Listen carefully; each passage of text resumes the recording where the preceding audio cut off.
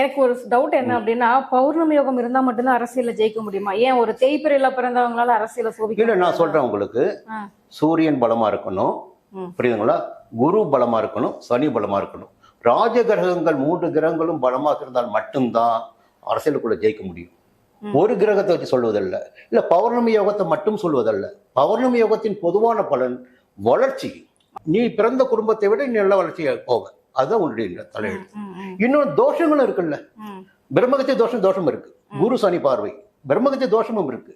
இவரையே குறிப்பிட்ட காலத்துல சின்ன வயசுலயே முதல்வராக வர முடியல, ம், புரியுங்களா? அது தடைகள்.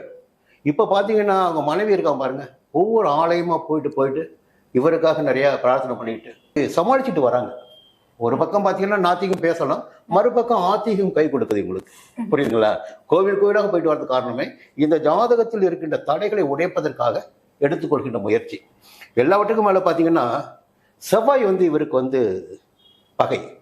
செவ்வாய் பகை. ஆ, அப்போ ஒரு பலமான மனிதனாக இவர் வருவாரான்னு பார்த்தீங்கன்னா இருக்காது. ஒரு துணிச்சலா, தைரியமா, ம்.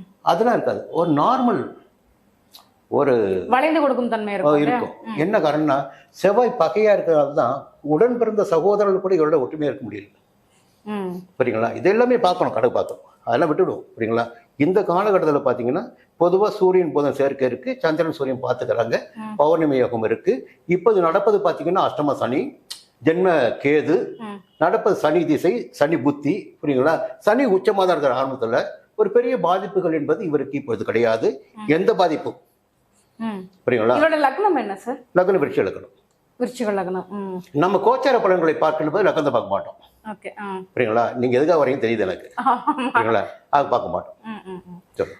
சோ இந்த தேதியில வந்துட்டு அவருக்கு எலெக்ஷன் வச்சா அப்படின்னா கண்டிப்பா சக்சஸ். சோ இந்த சமயத்துல பாத்தீங்க அப்படின்னா இப்போ உதயநிதியோட அவருடைய ஜாதகம் இப்போ அவருக்கு சப்போர்ட் பண்ணுமா, கை கொடுக்குமா?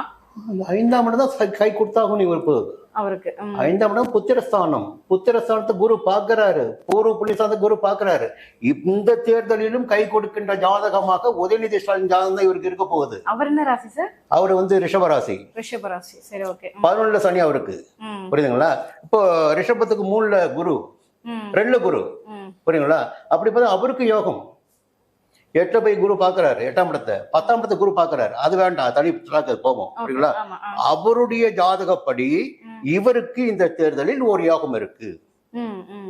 அவருடைய ஜாதகமும் ஒரு காரணமாக இருக்கு. அதே நேரத்துல பூர நட்சத்திரத்திற்கு புனர்பூசம் என்பது சாதகத்தாரை. அன்றைக்கு தேர்தல் நடைபெறுகின்ற நாள் இவருக்கு சாதகமா இருக்கும், ரொம்ப சாதகமா இருக்கும்.